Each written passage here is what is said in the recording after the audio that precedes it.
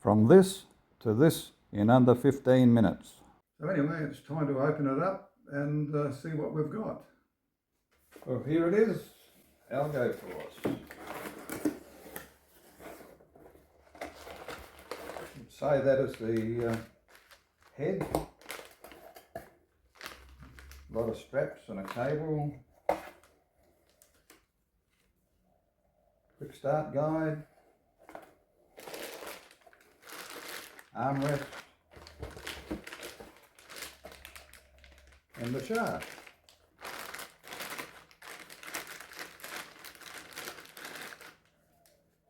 Armrest. Stem.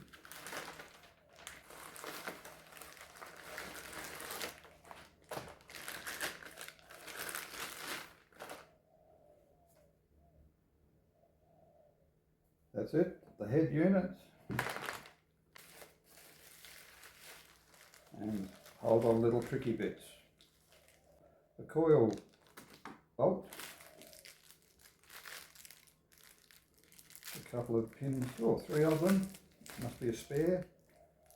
2 of them to hold the head to the shaft. Oh, I'm very impressed, very impressed. There's a couple of velcros there, a longer, narrow velcro, and I dare say that is the armrest one. Anyway, we'll put some of this together. Quick start guide,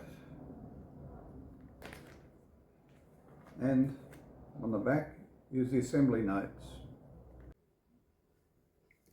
So there's the instructions.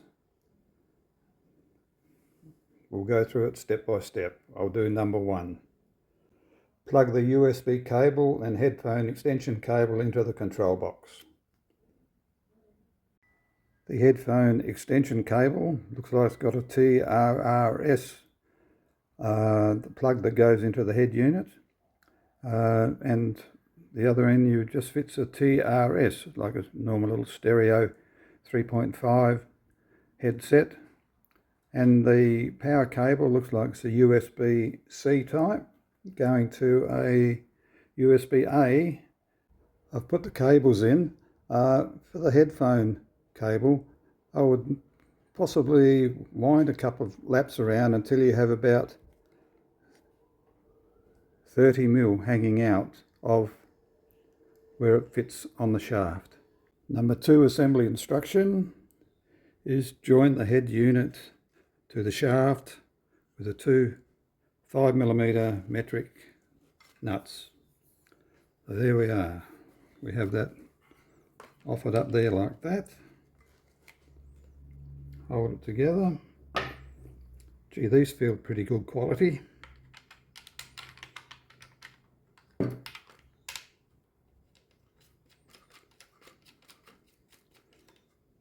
Done.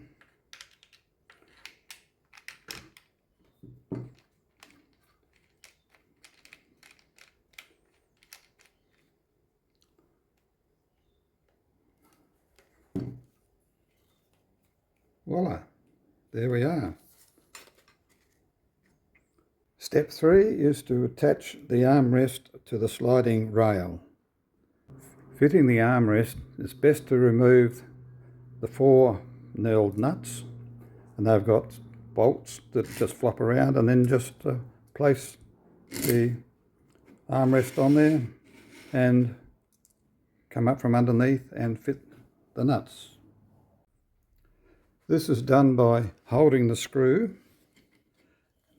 offering the nut up to it, and make sure you don't cross thread it, and just tighten it up. There it is, the armrest is fitted, sliding backwards and forwards. Lock it in place where you feel your arm should be, possibly just before your elbow. Step 4 is to secure the power bank with the straps underneath the shaft. And that one in there, very simple. Tighten. This strap here goes through the back of the stand. One point, I think the stand is a little bit small, but we will see in action. Anyway, tighten up the straps. That looks about it. Now what all we've got to do is put in the USB cable into one of those front USB sockets.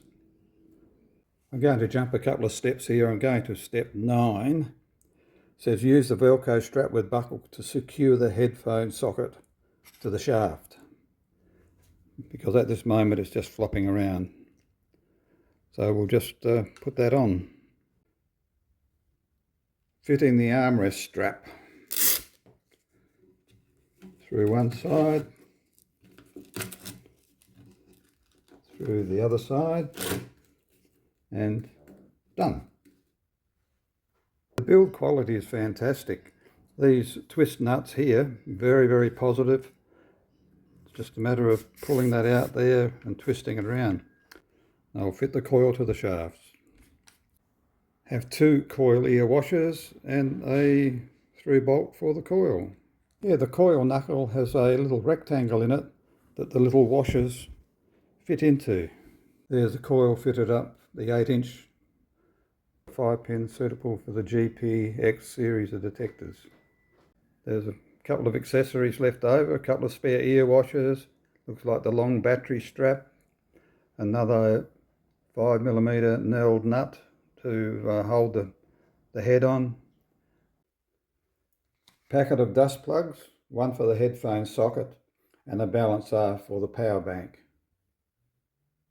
Well, that's the assembly already done. The ALGOFORCE E1500 Plus. I'll just now push the start button for 3 seconds and see what happens. Oh, quick start menu. That's for another video. Very happy with the build quality of the E1500 Plus. The assembly instructions were very good. The total weight, including the Minelab coil I have on it, is 1.6 kilograms. And this outdoors oldie is not getting any younger. The next vid will be the quick start setup in standard user mode. So thanks for watching. I hope you enjoyed it. Hopefully we'll get the other one done in the next week or so.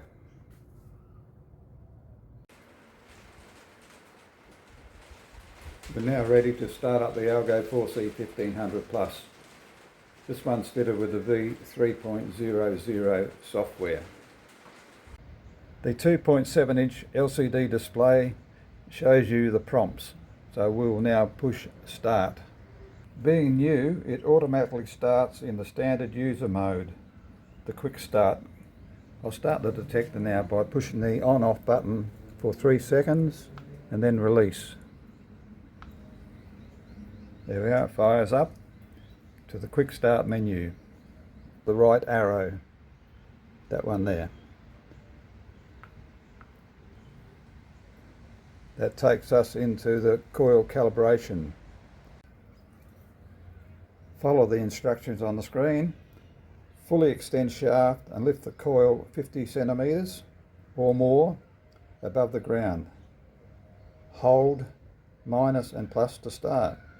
You also see down on the bottom right hand corner there's a left arrow with one of 7 steps. By pushing the left arrow I can go back to step 1 of the quick start guide. There we are, gone back. By pushing the right arrow we will go back to coil calibration. There we are, we're back there. We're into step 1, coil calibration. You hold the minus and the plus until it starts to calibrate, which we'll do now.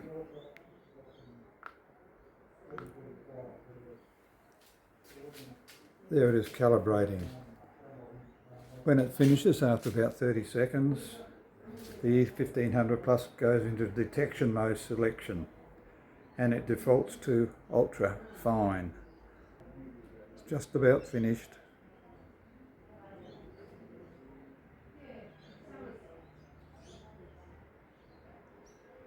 There it is, successfully calibrated my 8-inch coil.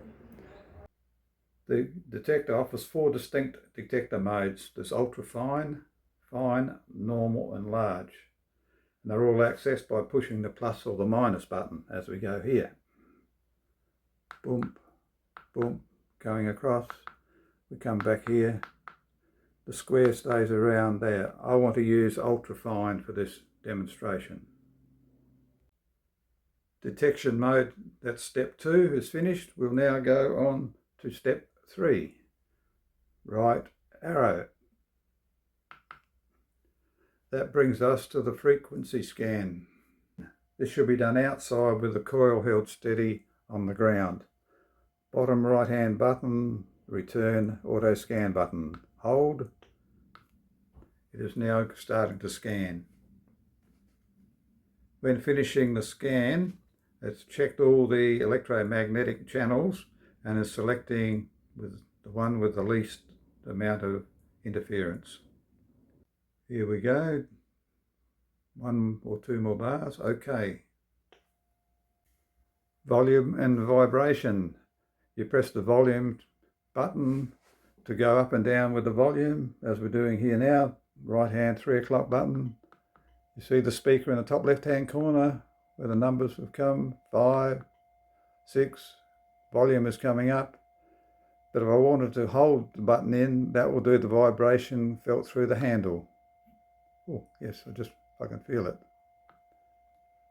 That's step 4. We now move on to step 5.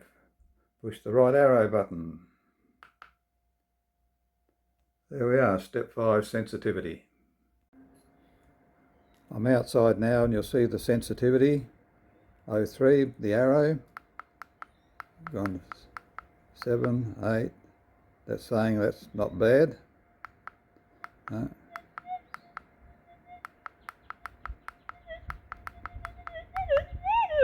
Now the arrow says down. So what you do, you go down till you have no arrow. And there it is. That's about the maximum sensitivity you can have. Fairly stable threshold. I'd possibly go down 1 more. But anyway, that's sensitivity. This is ground balance. We start pumping the coil up and down and push the ground balance in.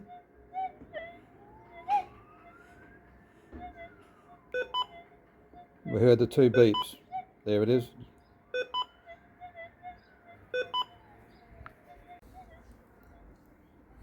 I've come outside to do the final step on the quick start menu, which is display. To change the theme from black and white, you just hold in the backlight theme button. There it is, goes to white. The next thing you do is just push the right arrow. That shows you the software version 3.0.0, and now you're detecting. So we've now set the detector up. Next time you fire it up, we'll just push the start button for 2 to 3 seconds. Then we'll go through the start menu again, so we do the ground balance. So we start, calibration, we've done the coil. We're going to go for ultra fine. Frequency, we'll do a frequency scan. We're now doing the frequency scan. And this takes, hold the coil on the ground. This takes about 30 seconds or 35 seconds. This gives you time to think where you're going to detect. It's just about finished now.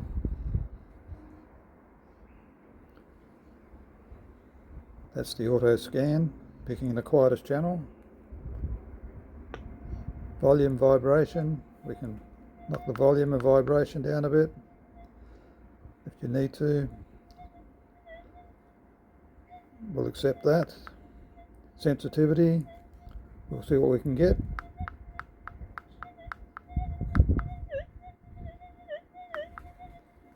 There's the arrow telling you to turn it down a bit. That's okay. Push the right Arrow again, ground balance, hold it in and pump the coil up and down. There's the noises to say it's okay. Go onto display, we're happy there. Push the button again, software version, and now we're detecting. Well, that's the unboxing and the 7-step quick start guide in the standard user mode on the new software version V3.0.0, which come out in October 25. Thanks for watching this outdoors oldie.